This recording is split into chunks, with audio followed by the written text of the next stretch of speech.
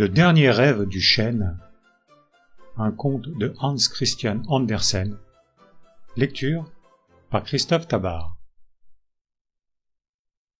Au sommet de la falaise haute et ardue, en avant de la forêt qui arrivait jusqu'au bord de la mer, s'élevait un chêne antique et séculaire. Il avait justement atteint 365 ans. On ne l'aurait jamais cru en voyant son apparence robuste. Souvent, par les beaux jours d'été, les éphémères venaient s'ébattre et tourbillonner gaiement autour de sa couronne. Une fois, une de ces petites créatures, après avoir voltigé longuement au milieu d'une joyeuse ronde, vint se poser sur une des belles feuilles du chêne.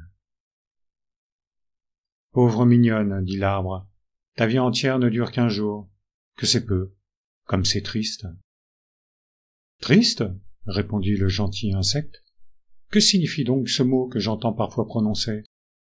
Le soleil reluit si merveilleusement, l'air est si bon, si doux, je me sens tout transporté de bonheur.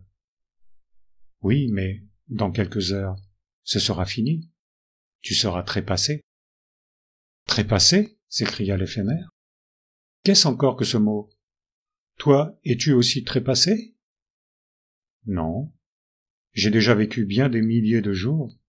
Nos journées, ce sont, à dire vrai, des saisons entières. Mais comment te faire comprendre cela ? C'est une telle longueur de temps que cela doit dépasser tout ce que tu peux imaginer. »« En effet, je ne me figure pas bien, reprit l'insecte, ce que cela peut durer. 1000 jours. N'est-ce pas ce qu'on appelle l'éternité ?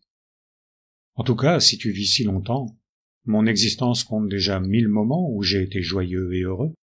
Et quand tu mourras, est-ce que tout ce bel univers périra en même temps ? » ?»« Non, certes, répliqua le chêne, il durera bien plus longtemps que moi, à mon tour je ne puis me le figurer. »« Eh bien, alors nous en sommes au même point, sauf que nous calculons d'une façon différente. » Et l'éphémère reprit sa danse folle et s'élança dans les airs, s'amusant de l'éclat de ses ailes transparentes qui brillaient comme le plus beau satin. Il respirait à plein poumon l'air embaumé par les senteurs de l'églantier, des chèvrefeuilles, du sureau, de la menthe, et par l'odeur du foin coupé.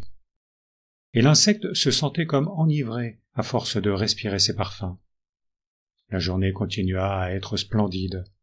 L'éphémère se reposa encore plusieurs fois pour recommencer à tournoyer en ronde avec ses compagnons. Le soleil commença à baisser, et l'insecte se sentit un peu fatigué de toute cette gaieté. Ses ailes faiblissaient, et tout lentement, il glissa le long du chêne jusque sur le doux gazon. Il vint asseoir sur la feuille d'une pâquerette et souleva encore une fois sa petite tête pour embrasser d'un regard la campagne riante et la mer bleue. Puis ses yeux se fermèrent. Un doux sommeil s'empara de lui. C'était la mort. Le lendemain, le chêne vit renaître d'autres éphémères. Il s'entretint avec eux aussi, et il les vit de même danser, folâtrer joyeusement et s'endormir paisiblement en pleine félicité. Ce spectacle se répéta souvent, mais l'arbre ne le comprenait pas bien. Il avait cependant le temps de réfléchir, car si, chez nous autres hommes, nos pensées sont interrompues tous les jours par le sommeil, le chêne, lui, ne dort qu'en hiver. Pendant les autres saisons, il veille sans cesse. Le temps approchait où il allait se reposer. L'automne était à sa fin. Déjà les taupes commençaient leur sabbat. Les autres arbres étaient déjà dépouillés, et le chêne aussi perdait tous les jours de ses feuilles. « Dors, dors !» chantaient les vents autour de lui. « Nous allons te bercer gentiment, puis te secouer si fort que tes branches en craqueront d'aise. Dors bien, dors ! C'est ta 365e nuit. En réalité, comparé à nous, tu n'es qu'un enfant au berceau. Dors, dors bien. Les nuages vont semer de la neige. Ce sera une belle et chaude couverture pour tes racines. » Et le chêne perdit toutes ses feuilles, et en effet il s'endormit pour tout le long hiver, et il eut bien des rêves, où sa vie passée lui revint en souvenir. Il se rappela comment il était sorti d'un gland, comment, étant encore un tout mince arbuste, il avait failli être dévoré par une chèvre. Puis il avait grandi à merveille. Plusieurs fois les gardes de la forêt l'avaient admiré et avaient pensé à le faire abattre pour en tirer des mâts, des poutres, des planches solides. Il était cependant arrivé à son 4e siècle, et aujourd'hui personne ne songeait plus à le faire couper. Il était devenu l'ornement de la forêt. Sa superbe couronne dépassait tous les autres arbres. Et de loin on l'apercevait de la mer, et il servait de point de repère aux marins. Au printemps, dans ses hautes branches, les ramiers bâtissaient leurs nids. Le coucou y était à demeure, et faisait, de là, résonner au loin son cri monotone. L'automne, quand les feuilles de chêne, toutes jaunies, ressemblent à des plaques de cuivre, les oiseaux voyageurs s'assemblaient de toutes parts sur ce géant de la forêt et s'y reposaient une dernière fois avant d'entreprendre le grand voyage d'outre-mer. Maintenant donc, l'hiver était venu. Après avoir longtemps résisté aux aquilons, les feuilles du chêne étaient presque toutes tombées. Les corbeaux, les corneilles venaient se percher sur ces branches et taillaient des bavettes sur la dureté des temps, sur la famine prochaine qui s'annonçait pour eux. Survint la veille du saint jour de Noël, et ce fut alors que le vieux chêne rêva le plus beau rêve de sa vie. Il avait le sentiment de la fête qui se préparait partout sur la terre, là où il y a des chrétiens. Il sentait les vibrations des cloches qui sonnaient de toutes parts.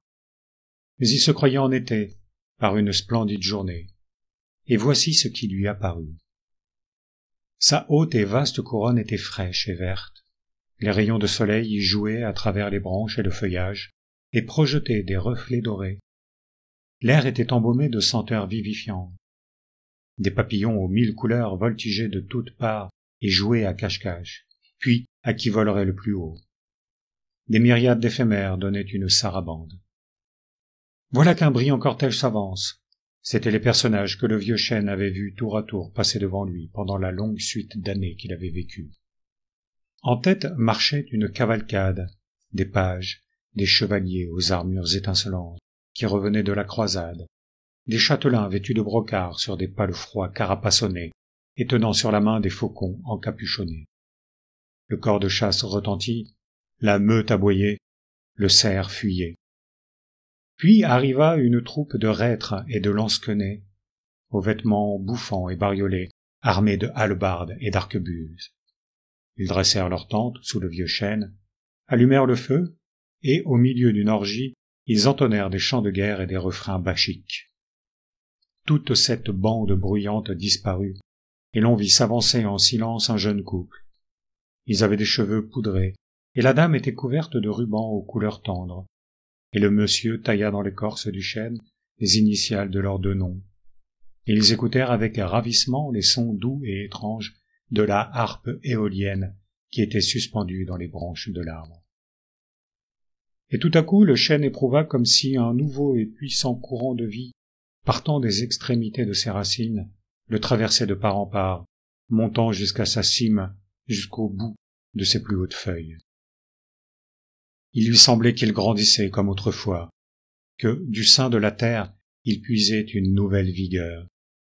Et, en effet, son tronc s'élançait, sa couronne s'étendait en dôme, et montait toujours plus haut vers le ciel. Et plus le chêne s'élevait, plus il éprouvait de bonheur, et il ne désirait que monter encore au-delà, jusqu'au soleil, dont les rayons brillants le pénétraient d'une chaleur bienfaisante. Et sa couronne était déjà parvenue au-dessus des nuages, qui, comme une troupe de grands cygnes blancs, flottaient sous le bleu firmament. C'était en plein jour, et cependant les étoiles devinrent visibles. Elles luisaient de leur plus bel éclat. Elles rappelaient au vieux chêne les yeux brillants des joyeux enfants qui souvent étaient venus s'ébattre autour de lui. Au spectacle de cette immensité, on était transporté de la félicité la plus pure. Mais le vieux chêne sentait qu'il lui manquait quelque chose. Il éprouvait l'ardent désir de voir les autres arbres de la forêt, les plantes, les fleurs, et jusqu'aux moindres broussailles enlevées comme lui et mises en présence de toutes ces splendeurs. Oui, pour qu'il fût entièrement heureux, il les lui fallait voir tous autour de lui, grands et petits, prenant part à sa félicité. Et ce sentiment agité faisait vibrer ses branches, ses moindres feuilles. Sa couronne s'inclina vers la terre, comme s'il avait voulu adresser un signal aux muguets et aux violettes cachés sous la mousse, aussi bien qu'aux autres chênes, ses compagnons. Il lui sembla apercevoir tout à coup un grand mouvement. Les cimes de la forêt se soulevaient. Les arbres se mirent à pousser, à grandir jusqu'à percer les nues. Les ronces, les plantes, pour s'élever plus vite, quittaient terre avec leurs racines et accouraient au vol. Les plus vite arrivés, ce furent les bouleaux. Leurs troncs droits et blancs traversaient les airs comme des flèches, presque comme des éclairs. Et l'on vit arriver les joncs, les genêts, les fougères, et aussi les oiseaux, qui, émerveillés du voyage, chantaient à tue-tête leurs plus beaux airs de fête. Les sauterelles juchées sur les brins d'herbe jouaient leur petite musique, accompagnée par les grillons, le susurrement des abeilles et le faux bourdon des hannetons. Tout ce joyeux concert faisait une délicieuse harmonie. Mais, dit le chêne, où est donc restée la petite fleur bleue qui borde le ruisseau, et la clochette, et la pâquerette? Nous y sommes tous, tous, disaient en chœur les fleurettes, les arbres, les plantes, les habitants de la forêt. Le vieux chêne jubilait. Oui, tous, grands et petits, disait-il, pas un ne manque. Nous nageons dans un océan de délices. Quel miracle! Et il se sentit de nouveau grandir. Soudainement, ses racines se détachèrent de terre. C'est ce qu'il y a de mieux, pensa-t-il. Me voilà dégagé de tout lien. Et je puis m'élancer vers la lumière éternelle et m'y précipiter avec tous les êtres chéris qui m'entourent, grands et petits, tous. Tous, dit l'écho. Ce fut la fin du rêve du vieux chêne. Une tempête terrible soufflait sur mer et sur terre. Des vagues énormes assaillaient la falaise, enlevant des quartiers de roches. Les vents hurlaient et secouaient le vieux chêne. Sa vigueur éprouvée luttait contre la tourmente, mais un dernier coup de vent l'ébranla et l'enleva de terre avec sa racine. Il tomba au moment où il rêvait qu'il s'élançait vers l'immensité des cieux. Il gisait là.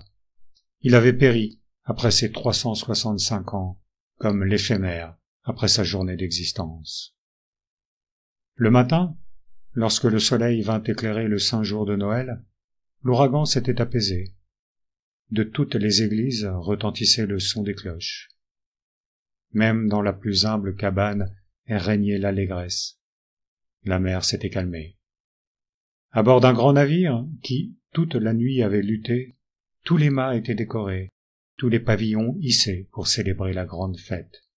« Tiens, dit un matelot, l'arbre de la falaise, le grand chêne qui nous servait de point de repère pour reconnaître la côte, a disparu. Hier encore, je l'ai aperçu de loin. C'est la tempête qui l'a abattu. Que d'années il faudra pour qu'il soit remplacé, dit un autre matelot. Et encore, il n'y aura peut-être aucun autre arbre assez fort pour grandir comme lui. Ce fut l'oraison funèbre prononcée sur la fin du vieux chêne, qui était étendu sur la nappe de neige qui lui servait de linceul. Elle était toute à son honneur et bien méritée, ce qui est si rare. À bord du navire, les marins entonnèrent les psaumes et les cantiques de Noël, qui célèbrent la délivrance des hommes par le Fils de Dieu, qui leur a ouvert la voie de la vie éternelle. La promesse est accomplie, chantait-il. Le Sauveur est né. Ô joie sans pareille. Alléluia! Alléluia! Et ils sentaient leurs cœurs élevés vers le ciel et transportés, tout comme le vieux chêne, dans son dernier rêve, s'était senti entraîné vers la lumière éternelle.